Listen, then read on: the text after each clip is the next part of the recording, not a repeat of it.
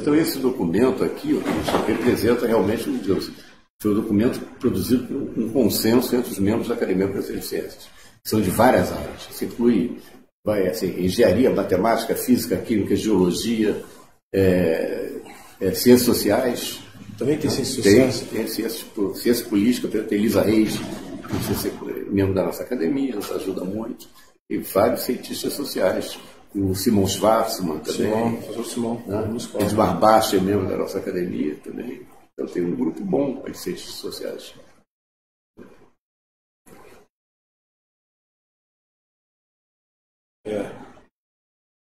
Não, a gente tem muita coisa para tratar no Brasil e, infelizmente, a ciência fica marginalizada. Pois é. E tem uma questão cultural aí, mas vamos lá, vamos começar. A gente entende a importância que tem. Bom, então, estamos aqui numa reunião que faz parte de uma série promovida pela Academia Brasileira de Ciências de conversas, bate-papos com pré-candidatos à presidência do Brasil. Nós hoje temos aqui o Christian Lobauer, que é pré-candidato a vice-presidente na chapa do Partido Novo, cujo pré-candidato a presidente é o João Amoedo. Não é isso, Christian? Muito bem. E a nossa pauta dessa conversa, como das outras vezes, é sobre ciência, tecnologia e inovação no Brasil.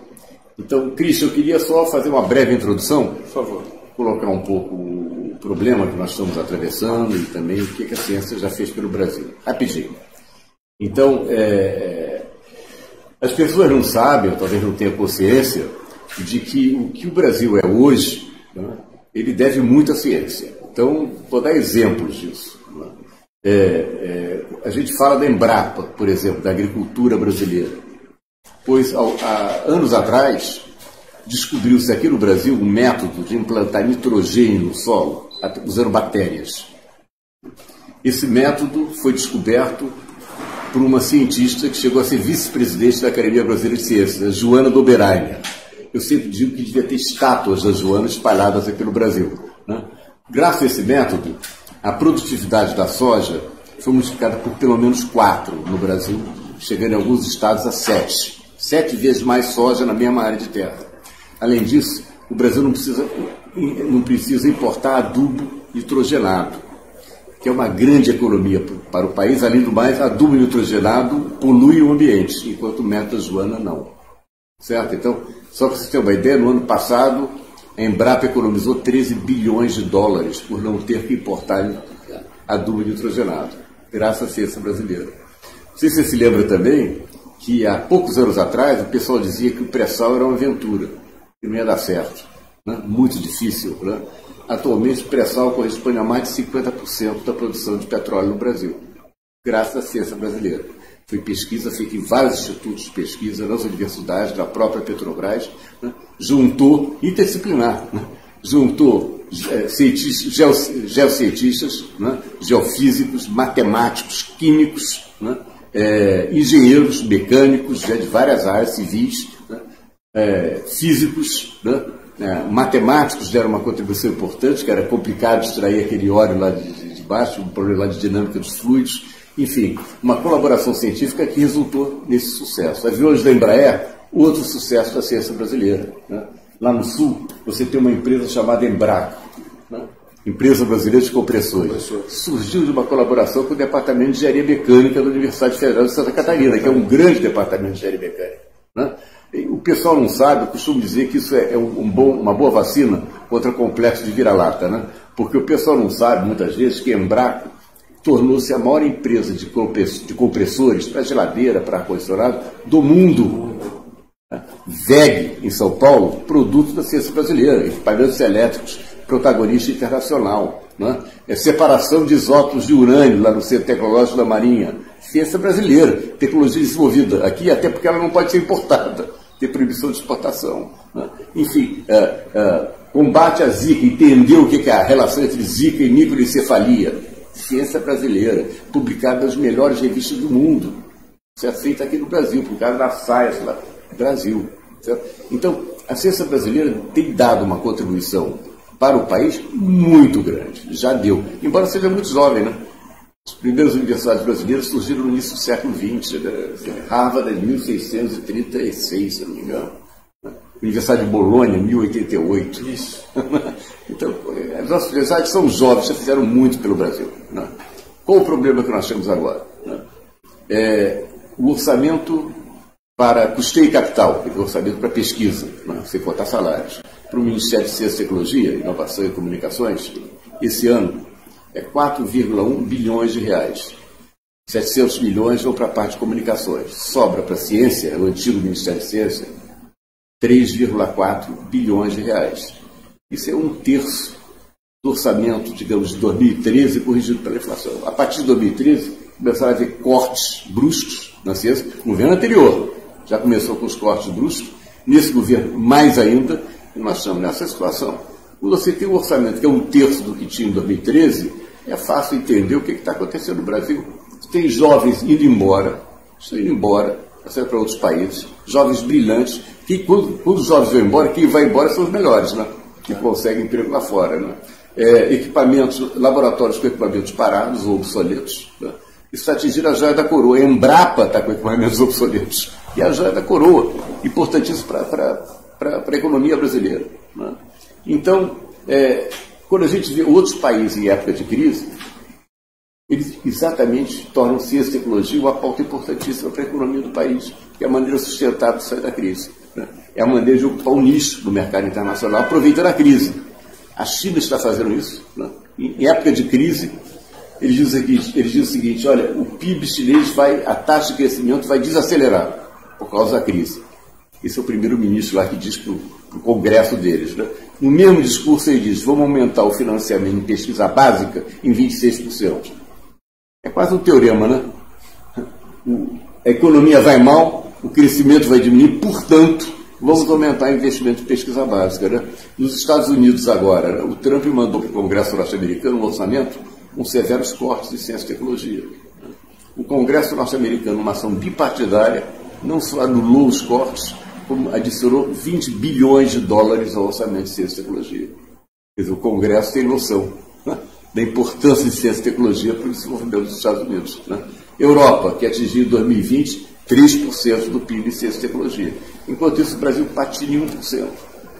1% do PIB em ciência e tecnologia. Né? Com instituições que levaram décadas para serem construídas, ameaçados de naufragar. Então, isso é muito importante. Não é uma pauta menor, não. É uma pauta fundamental para o desenvolvimento brasileiro. Afeta a qualidade de vida da população.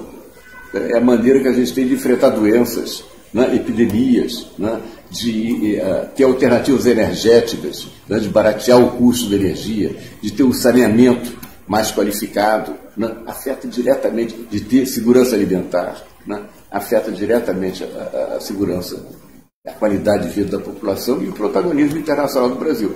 O Brasil não vai ter protagonismo internacional se não tiver uma tecnologia mais avançada. Os outros países estão apostando nisso. Então, esse é o panorama que nós temos. Isso explica porque eu tenho frequentado o Congresso ultimamente, né, para tentar colocar essa pauta, para impedir cortes, para tentar recuperar um pouco esse orçamento de ciência e tecnologia.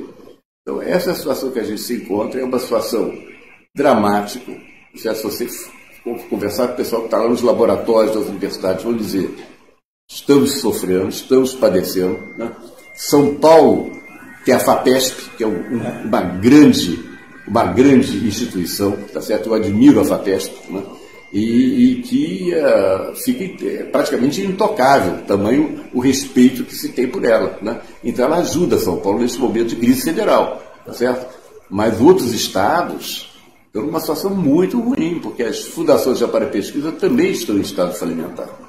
Então, esse é o panorama. Esse é o panorama. Então, por isso é que nós queremos realmente colocar a agenda de ciência e tecnologia na pauta das eleições. Mais ainda, eu acho, você é do Partido Novo, então, falar de uma coisa que eu acho que o Novo tem que trazer. O Novo tem que trazer para o Brasil, não estou falando do Partido Novo, a ABC é apartidária, né? Eu estou falando do Novo num sentido mais geral. Né? O Novo no Brasil, no momento, é ter uma agenda nacional de desenvolvimento. Não dá para ficar olhando só o curto prazo para favorecer um setor ou outro, corta aqui, corta lá. Qual é a agenda nacional de desenvolvimento? Precisamos ter isso. E aí eu paro e deixo a bola contigo. Não, já é uma belíssima introdução, professor. E eu quero lhe dizer algumas coisas antes.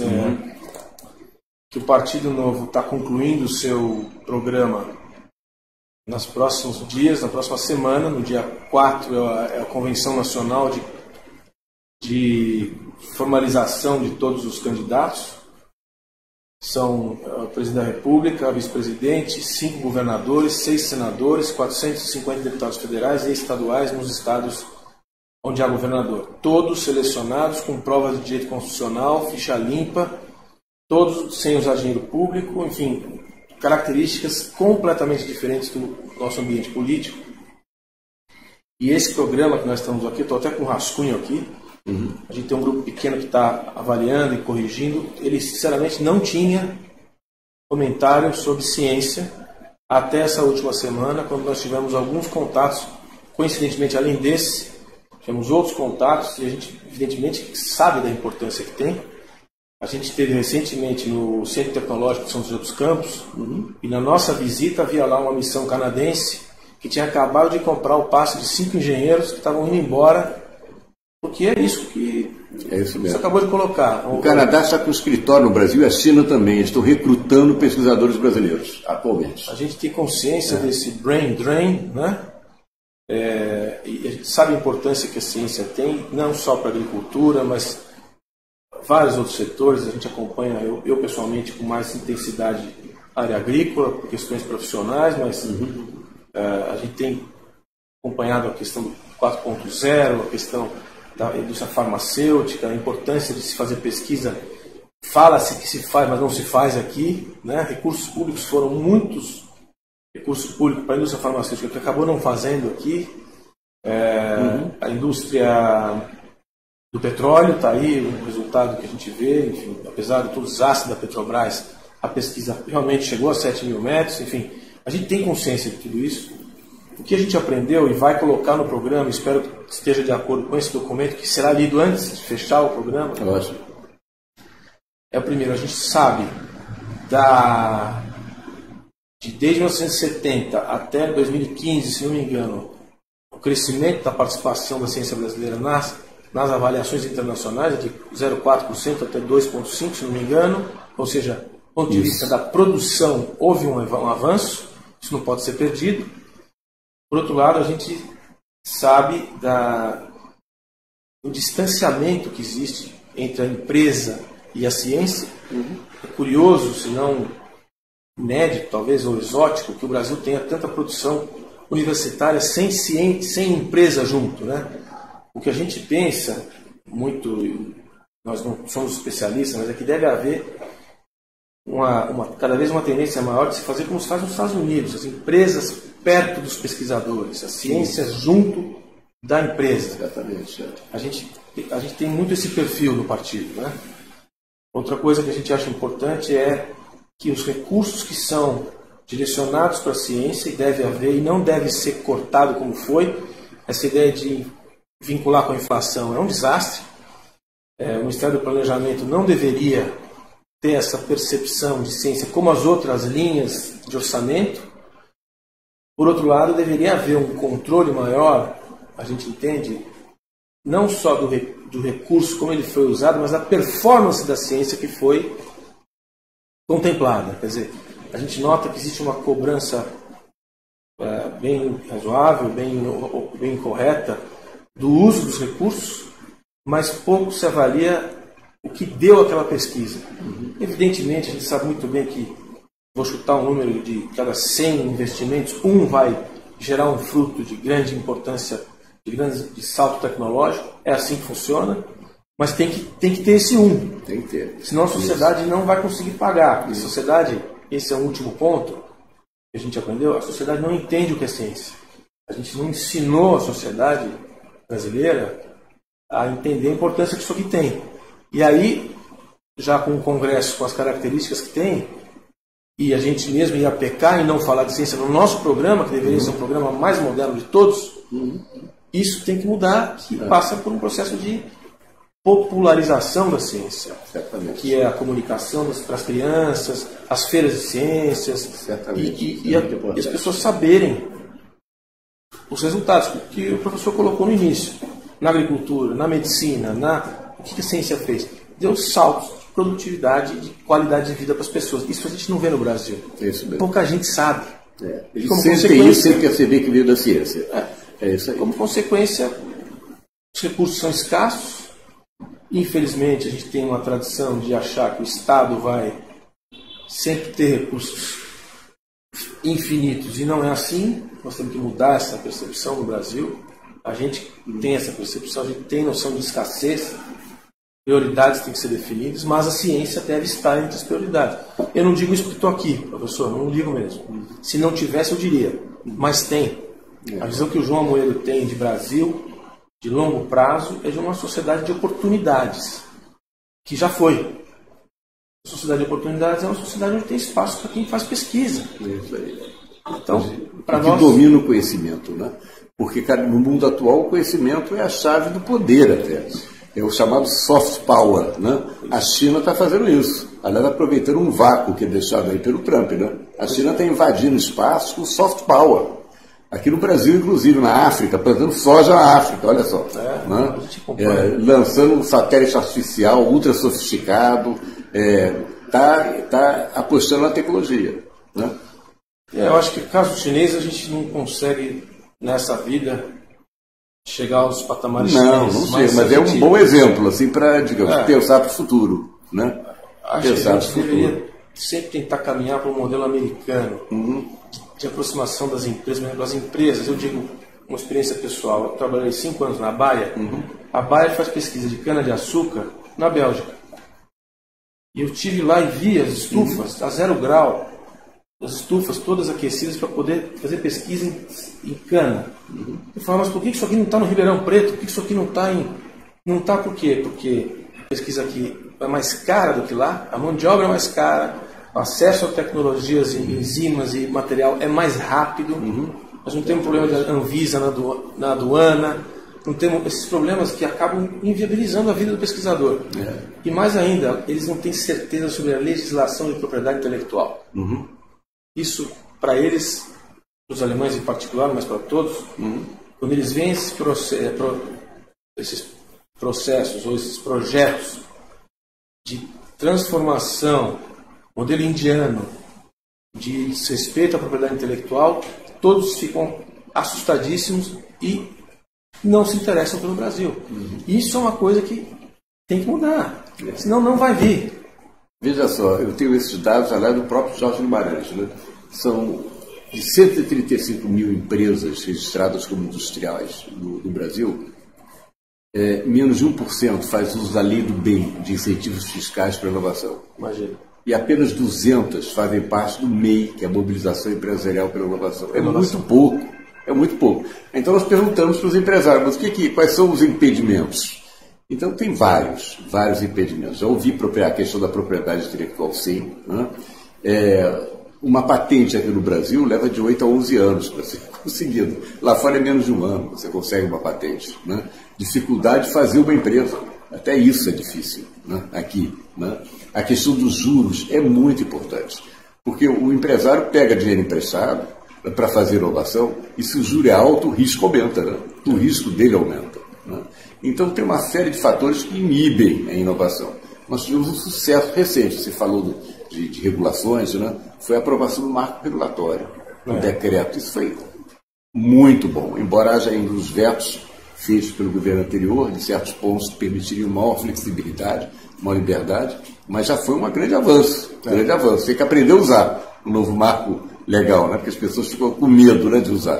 Tem que aprender. Eu acho que é um grande avanço para estreitar essa colaboração entre empresas e academia. Né? Isso é muito importante, realmente, muito importante. Eu acho que tem que ter mais empresas fazendo pesquisa e desenvolvimento no Brasil, certamente, é isso mesmo. Sem dúvida, eu participei da MEI, ainda como funcionário da Bayer, que fui até o início desse ano. O Dr. Pedro Gonchovski está sempre muito ativo, a gente tem todos os materiais, acompanhou. Um dos problemas, além desses citados, é o que eu conversava com o professor Mannheimer agora, sobre a necessidade de ter mais engenheiros, a formação de engenheiros. Então tem lá um plano de incentivo às escolas de engenharia, porque a gente formou muitos advogados, muitos filósofos, muitos, né? Deixou de formar quadros de técnicos e de alto nível para poder fazer a pesquisa. Então também tem lá um relatório grande da MEI, eu lembro bem da necessidade, se não me engano a gente forma 40 mil engenheiros por ano, e precisaria formar 60 mil, uma coisa assim. É um gap de formação já. Certamente. Muitos desses desistem depois de formados. Não vão trabalhar em engenharia. Fora a qualidade. Tem o êxodo também, né? Que eles saem da área, né? Mas isso é muito importante. Precisamos ter mais engenheiros qualificados no Brasil. Né? O João sempre fala isso. O João é engenheiro, inclusive, nosso candidato à presidência. Ele é engenheiro e fala, eu era engenheiro, queria fazer engenharia nos anos 80, mas foi o primeiro choque da crise, foi trabalhar no sistema financeiro, como muitos engenheiros, né? Por isso que os bancos se enriqueceram tanto, está cheio de engenheiro bom lá. Isso, exatamente. E aí voltou um período agora nos anos 2000, e de novo os engenheiros hoje estão na situação ruim. Então, esses ciclos têm que terminar. E não é nós que vamos conseguir fazer isso, mas a gente tem consciência desses problemas, pelo menos, e tudo isso vai ser contemplado também nas nossas diretrizes de partido. Isso. Nós falamos aqui também nesse documento, eu não apresentei ainda o documento, eu vou passar agora oficialmente, tá bom? Esse documento aqui, o título é significativo, né? Ciência, Tecnologia, Economia e Qualidade de Vida para o Brasil. Tá certo? Ele realmente quer batalhar pela qualidade de vida dos brasileiros e brasileiras, tá certo? Que está intimamente ligada no mundo atual ao conhecimento, né? A ciência, a tecnologia, a inovação, certo? Ele fala também da educação, esse documento, que é uma questão fundamental, né? Nós temos aqui no Brasil uma educação básica que, convenhamos, não é como em outros países, por exemplo, Finlândia, assim, né? Eles consideram o seguinte: uma das funções da educação básica é eliminar as diferenças entre as crianças que vêm do berço em que nasceram. Isso. Tá certo? É apagar aquela memória, tá certo? E começar uma vida nova. Aqui, pelo contrário, a educação básica reforça essa diferença. Isso. Né? Então isso precisa ser consertado, né? Porque são milhões de cérebros desperdiçados aí, pessoas que podiam estar contribuindo para o desenvolvimento brasileiro. Então, nós consideramos isso também uma prioridade muito séria, de melhorar a qualidade da educação básica. Conseguimos a universalização do ensino fundamental, legal, né? Mas tem que melhorar a qualidade. Pois é. Agora que quase todos estão na escola, agora tem que ter escola. Tem que ter escola. Não só comida, né? Não só comida. Não, a gente já está no nosso programa. Certo. A parte de educação, na verdade nem existe o capítulo de educação, ele tem outras divisões. Fala do Estado, o desenvolvimento social, e neles você tem os tópicos de educação distribuídos. Perfeito. Não há nenhuma dúvida, se tem alguma dúvida, alguma certeza no nosso programa é esse. Os recursos são escassos, irão para a formação das crianças. A parte universitária vai, infelizmente, ter que sofrer algum tipo de redução, provavelmente contribuição parcial privada para aqueles que podem pagar nas universidades públicas, para que esse recurso vá para as classes, para a base, o ensino elementar, para justamente quiser criar isonomia. Todos saírem da mesma, saem na largada igual, depois a natureza estabelece. Então isso já está lá e só para... Ótimo. E nós temos também, sabe que nós temos uma publicação aqui na academia interessante. O título é Aprendizagem Infantil. Nós temos publicações sobre todos os níveis de educação aqui, feitas nos últimos anos. E estão todas disponíveis no portal da academia na internet, gratuitamente. Pode ser uma publicação sobre aprendizagem infantil, é antes da escola. 0 a 6 anos, né? E tem um artigo lá do Heckman, que é Prêmio Nobel de Economia dos Estados Unidos, né? E ele é coautor dos artigos. Ele fala dos experimentos que ocorreram nos Estados Unidos com crianças e comunidades carentes. Eles dividiram em 2 grupos. Isso é meio perverso fazer isso. Um é o grupo de controle, né? Nenhuma influência sobre esse grupo, não se toca nesse grupo, vai se controlando.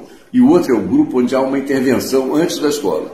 Junta as famílias, não é só aprender a ler, é social, é higiene, é tudo, tá certo? E para ali a intervenção, depois deixa lá. Seguiram durante 25 anos essas crianças. As crianças e depois não houve mais nenhuma intervenção. As crianças que tiveram essa intervenção nessa fase todos os níveis de qualidade melhoraram, né?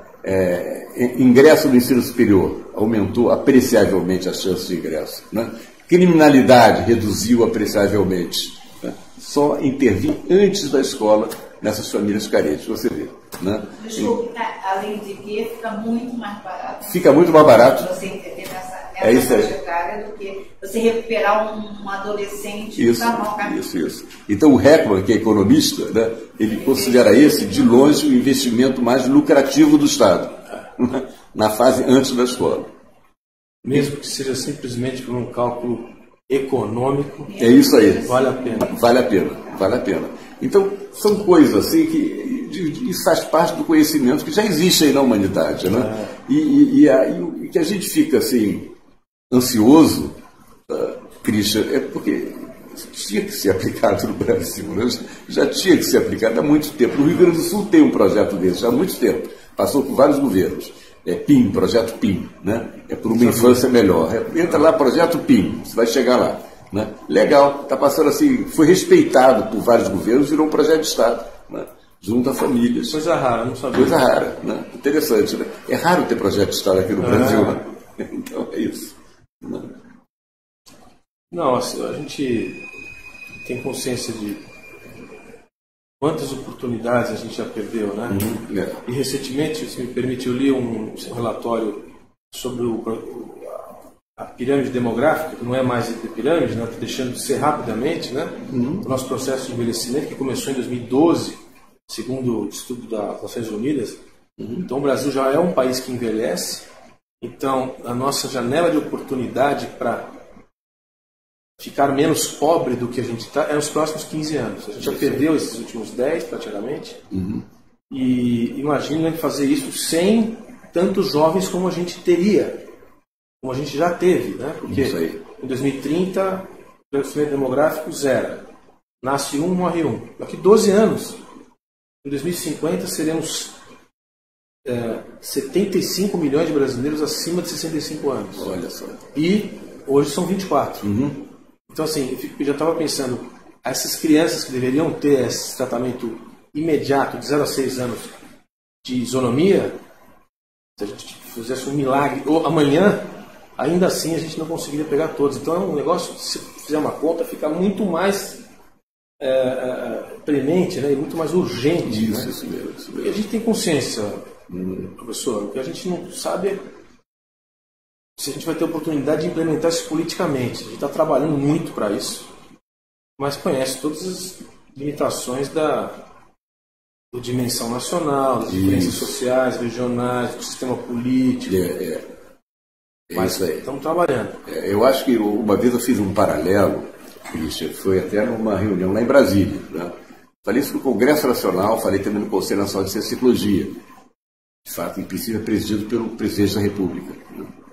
E eu fiz um paralelo com o projeto Apollo dos Estados Unidos, né? Que foi, assim, a União Soviética lançou um satélite artificial, os americanos ficaram assustadíssimos, vamos perder a corrida espacial. Aí o John Kennedy fez o famoso discurso dele, né? Que lá nos Estados Unidos se chama de Moon Statement, né? O discurso da Lua. Ele diz o seguinte: olha, na próxima década nós colocaremos um ser humano na Lua, né? Mudou a educação básica, mudou o perfil industrial, né? E colocou um homem na Lua em 9 anos. Tá certo? Então foi um grande projeto norte-americano que pegou várias áreas dos Estados Unidos. Então a pergunta que a gente faz aqui é o seguinte: qual será a Lua aqui no Brasil? Quem é a nossa Lua? Nós não vamos querer chegar na Lua, né? Mas quem é a nossa Lua? Então nós temos um candidato para a Lua. Tem outro, mas tem um grande candidato. Sabe qual é? Olha só. O Brasil tem 20% da biodiversidade mundial. Olha que coisa fantástica. Acredita-se que desses 20% nós conheçamos apenas 5% da biodiversidade. Por outro lado, temos em universidades brasileiras, institutos de pesquisa, pesquisadores trabalhando sobre essa biodiversidade, encontrando plantas medicinais e publicando nas melhores revistas estrangeiras.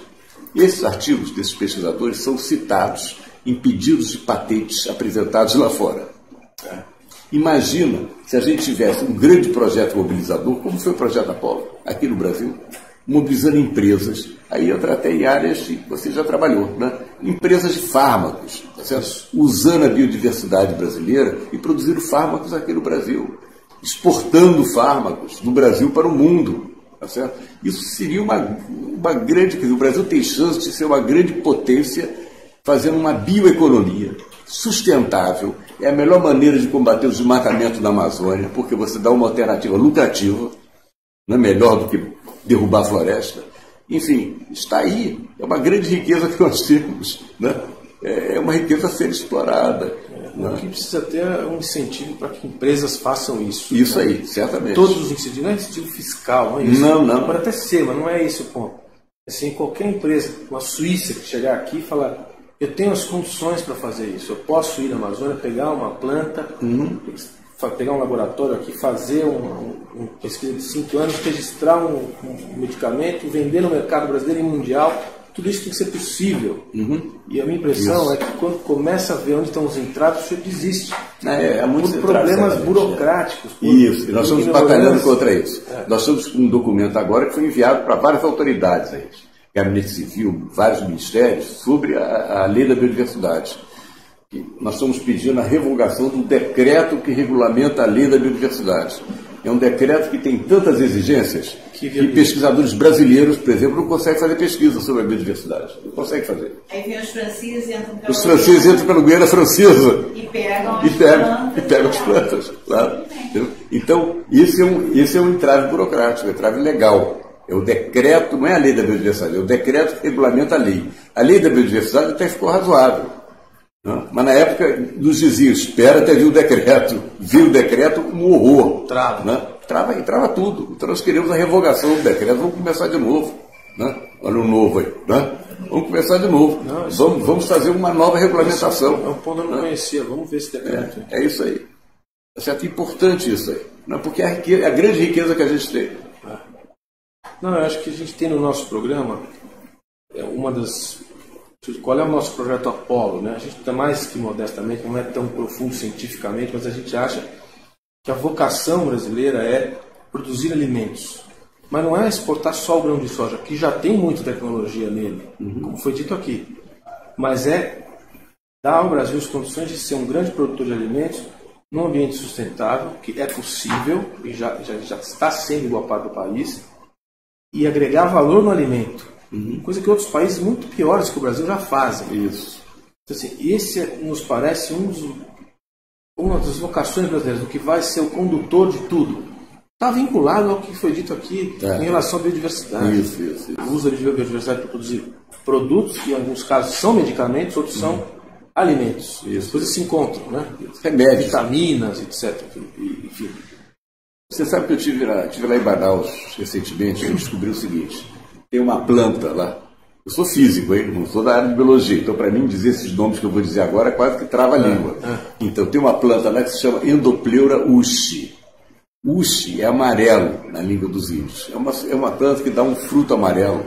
E do fruto e do caule da planta extrai-se uma substância chamada bergenina. A bergenina é um anti-inflamatório poderoso. É também antioxidante.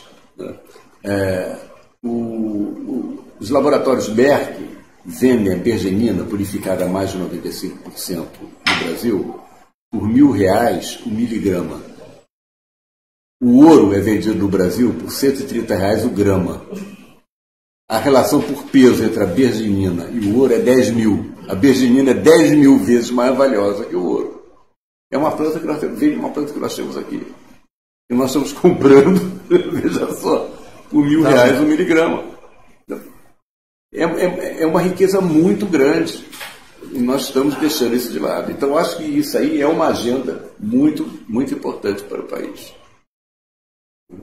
A gente tem que entender por que essas coisas acontecem e elas não se transformam em realidade. Isso. Porque empreendedor e capitalista tem nesse país ainda. Tem.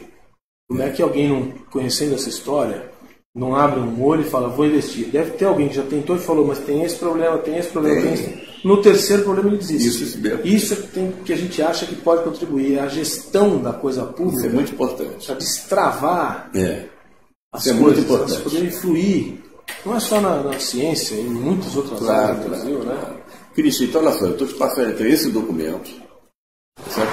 Muito obrigado. Utilize à vontade, copie à vontade, tá certo? Eu não vou me queixar de que é plágio, muito pelo contrário, tá certo? Eu quero mais é que copiem esse documento aí. Será devidamente citado. E tem várias sugestões. Nós acreditamos que isso aí é um projeto suprapartidário, tá certo? Suprapartidário. Não tem assim, um projeto para o Brasil. Tá? Tá bom, a gente vai certamente usar e vai citar aquilo que não sou eu que decido, tem um grupo de pessoas que lê, mas acho vai que como a subsídio. conversa é muito transparente aqui. Vai como subsídio aí para o Exato. programa de vocês. Exato. E tem links aí para publicações da academia que são mais detalhadas sobre algumas dessas questões. Temos agora um livro que saiu recentemente sobre reforma da educação superior. Temos um trabalho que reuniu, veja só, 150 cientistas sobre um projeto de ciência para o Brasil, né, que pega várias áreas da ciência e da inovação. Os links estão aí na introdução. Um link? Tem aí o link da internet na introdução. Em algum lugar aí no final da introdução tem um link. Tá aqui. Já viu? Publicações. Isso aí, publicações. Certo? Esse projeto de ciência para o Brasil, olha, modéstia à parte, do ponto de vista da academia, modéstia à parte, quando eu falo, não é meu, pessoal, não, né? É fantástico, viu? Realmente não é fácil você unir 150 cientistas trabalhando, deixando de fazer suas pesquisas para fazer um projeto desse. Fizeram. Então pega assim, desde pesquisa no cérebro até ecossistemas, né? Agricultura, biodiversidade, ciência básica, né? Inovação, tudo lá. Agora, a gente teve muita comunicação, muita publicidade naquele projeto do professor Michaelis em Natal, né? Certo, isso. E aqui foi uma pena que não deu certo, né? Ou pelo menos, aparentemente, eu li pela revista Piauí, então, o que acontece nessas coisas? O que você acha que é só questões pessoais? Não, acho que às vezes tem questões pessoais, aí eu não ignoro os detalhes, tá certo? Nós temos cientistas muito bons no Brasil nessa área de neurociências. Aliás, eles participaram até da confecção desse capítulo do projeto de Ciência para o Brasil, apontando quais são as questões principais dessa área. Então, tem muita gente boa, né? O que prejudica, eu vejo assim, laboratórios sendo prejudicados, muitas vezes por falta de continuidade de financiamento. Se você olhar a curva de recursos para a ciência no Brasil, é assim, zigue-zague. Né? Isso é péssimo. Tá certo? Você tem que ter uma continuidade de financiamento. Como é que a pessoa vai programar a sua pesquisa? Então, o que pega? Então, por exemplo, né, pessoas que fazem pesquisa sobre a influência de vírus da Zika, por exemplo, ou chikungunya, sobre o organismo, sobre o cérebro.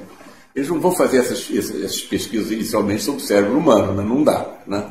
Então, eles fazem...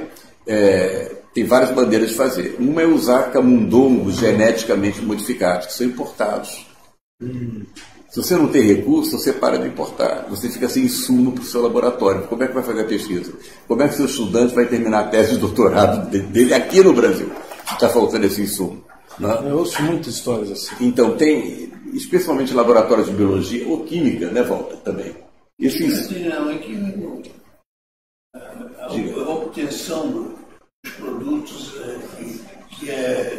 eu já não falo nem nas firmas que hoje entregam alface em casa em 24 horas. Né? Sei. Mas você lá fora consegue um produto que você precisa 24 horas depois está no seu laboratório. Pois é, isso aí. Isso vale também para conserto. Mas isso é uma história que já tem 50 anos. Eu sei disso. Isso vale também para Na época do professor Fritz Feigl, que já tinha isso. Então, é isso mesmo.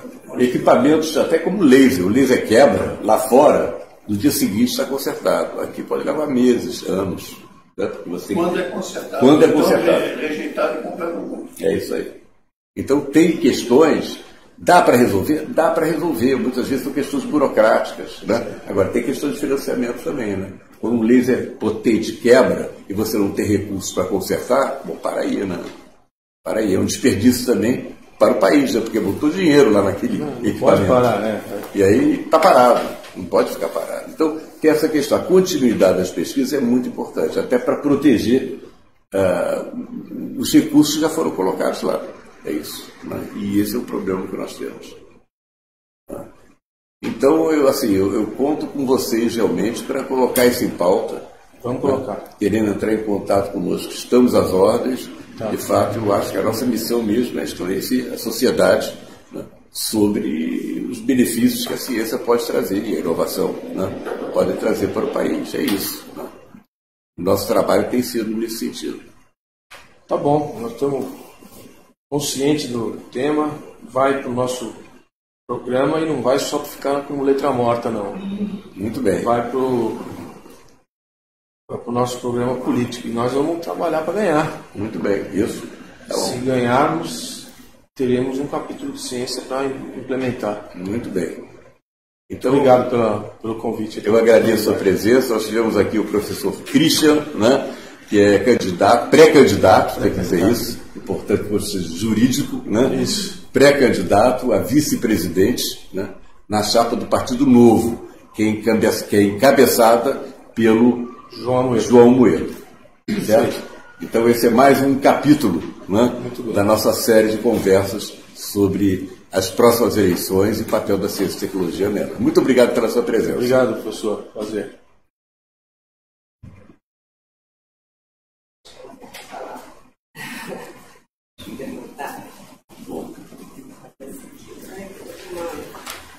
Acho que está transmitindo. 4 horas.